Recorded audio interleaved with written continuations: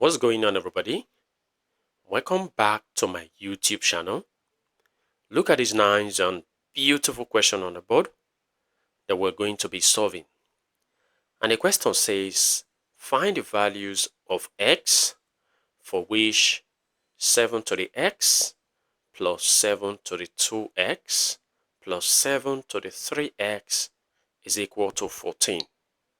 Well, our first step will be for us to rewrite the expression on the left using the property of indices. So we have 7 to the x plus, then 7 to the 2x can be written as 7 to the x, then raised to the power of 2. Because from indices, powers multiply. So x times 2 gives 2x. Plus, we do the same thing here. So this becomes 7 to the x, then raised to the power of 3. And this is equal to 14. Now notice that 7 to the x is common. So we can introduce substitution by saying let 7 to the x be equal to t. That means wherever I say 7 to the x, I'm going to be putting t there. So this expression becomes t plus t squared plus t to the power of 3. And this is equal to 14. Our next step will be for us to move 14 to the left-hand side. So this becomes t plus t squared plus t to the 3. And as 14 crosses to the left, it becomes minus 14 equal to, now nothing is remaining on the right, so this equals 0. Now let's rearrange, starting with the highest degree. The highest degree is 3, so I'm going to be starting with t cubed. So this is t cubed, followed by t squared, followed by t, and then negative 14 equal to 0. Our next step will be for us to decompose 14 such that it has a perfect cube, a perfect square, and a number. So 14 can also be written as 8 plus 4 plus 2. 8 is a perfect cube, 4 is a perfect square, then 2 is that number. So let's use this to replace 14. So we have t cubed plus t squared plus t minus, then in place of 14, we write 8 plus 4 plus 2 equal to 0. Our next step will be for us to use negative to open up the bracket. So we have t cubed plus t squared plus t. Now when negative goes into this bracket, we have negative 8, negative 4, negative 2 equal to 0. Our next step will be for us to write 8 and 4 in terms of base 2. So we have t cubed plus t squared plus t minus 8 is same as 2 cubed minus 4 is same as 2 squared, and then minus 2 equal to 0. Our next step will be for us to pair. We're going to pair according to their powers. So t cubed will be paired with negative 2 cubed plus t squared will be paired with negative 2 squared, and then t will be paired with negative 2. And this is equal to 0. Now notice that this first expression is difference of two cubes. The second expression is difference of two squares, and then we have a number. So how do we express difference of two cubes and difference of two squares? Let's see that on the next slide. So for difference of two cubes, when I have, for example, a cube minus b cube, this can be expressed as a minus b times a squared plus ab plus b squared. While for difference of two squares, when I have a squared minus b squared, this is expressed as a minus b times a plus b. Now let's express this difference of two cubes like this and express this difference of two squares like this. So for this difference of two cubes, we have t minus 2 times t squared plus 2t plus 2 squared plus, now for difference of two squares, we have t minus 2 times t plus 2, and then plus t minus 2. So t minus 2 equal to 0.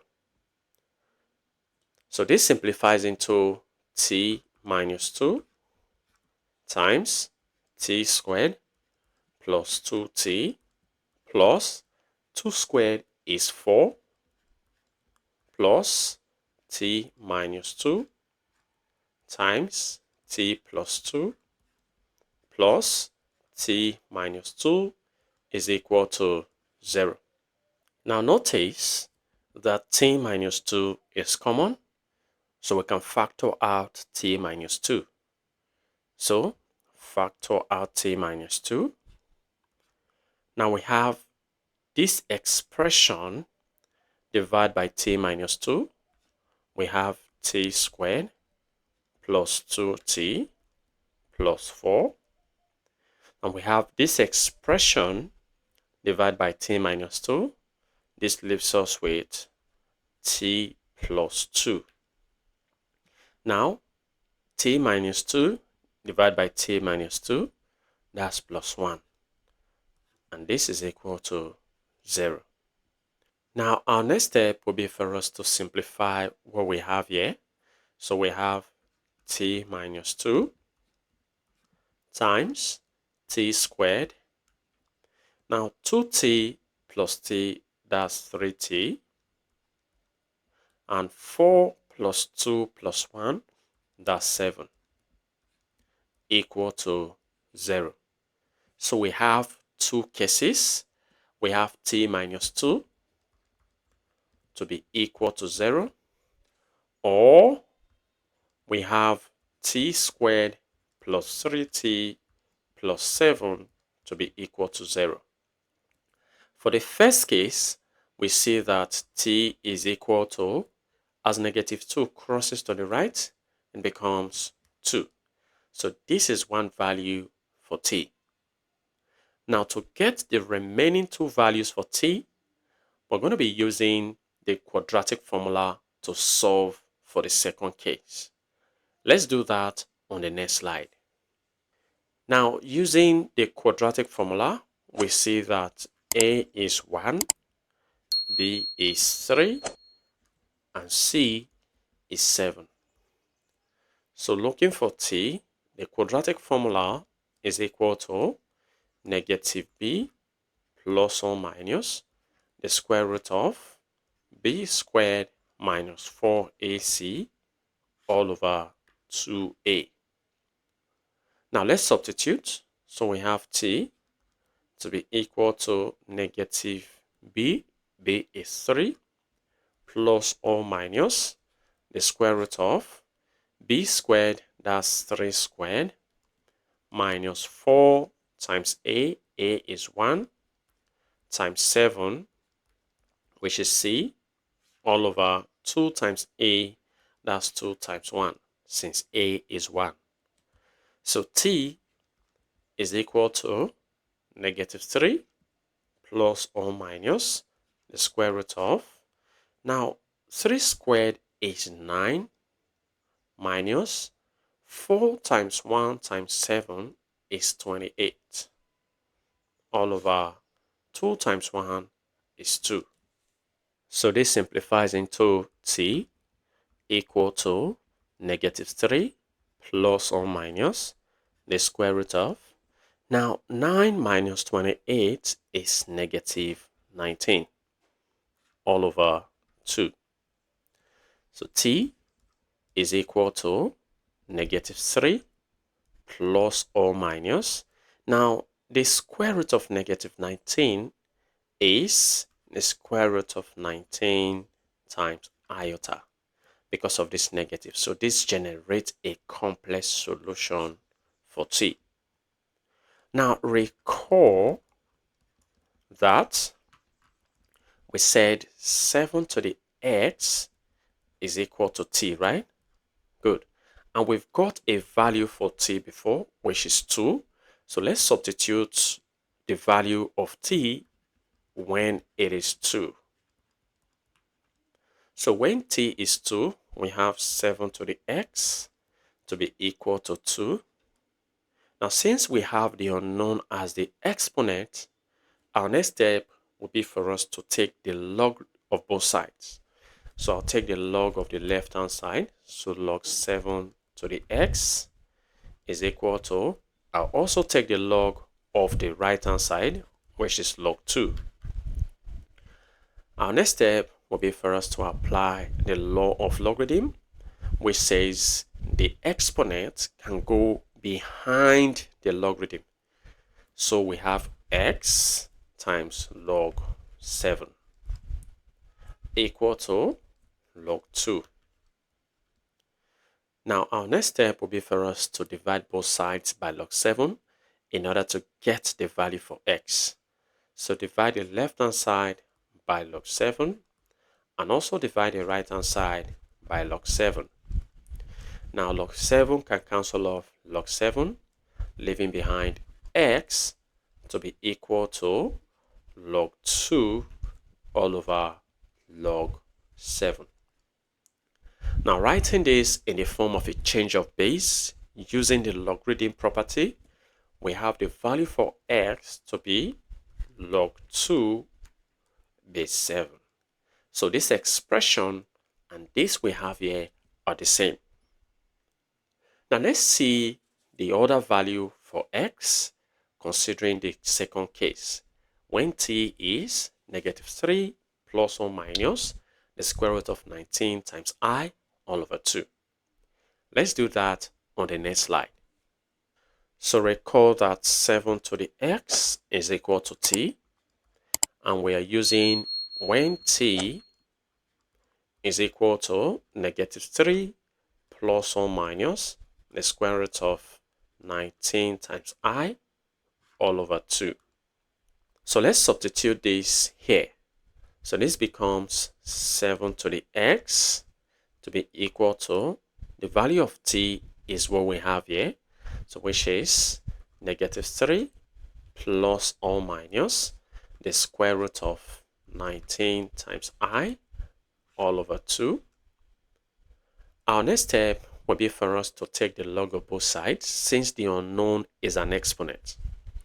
So I'll take the log of 7 to the x equal to, I'll take the log of the right hand side, which is negative 3 plus or minus the square root of 19 times I all over 2. Now let's apply the property of logarithm, which says the exponent goes behind the log of the number. So this becomes x times log 7, that's it, equal to what I have on the right hand side is log negative 3 plus or minus the square root of 19 times I all over 2. Now let's divide both sides by log 7, or divide the left hand side by log 7. I'll also divide the right hand side by log 7. Now log 7 can cancel off log 7, so that we have the value for x to be equal to log -3 plus or minus the square root of 19 times I over 2 all over log 7. In other words, this expression can be written in terms of a change of base to x equal to log base 7, which is this I have here, -3 plus or minus the square root of 19 times I all over 2. Note that there are two answers here. For x, we have the one of positive and we have the one for negative, making 3 values for x. Well, feel free to share your ideas in the comment section below. And if you enjoyed this video and have learned something from this video, go ahead and give this video a thumbs up. Subscribe if you haven't. Turn on the notification bell so you don't miss my upcoming videos. And like I always say, until next time, take care.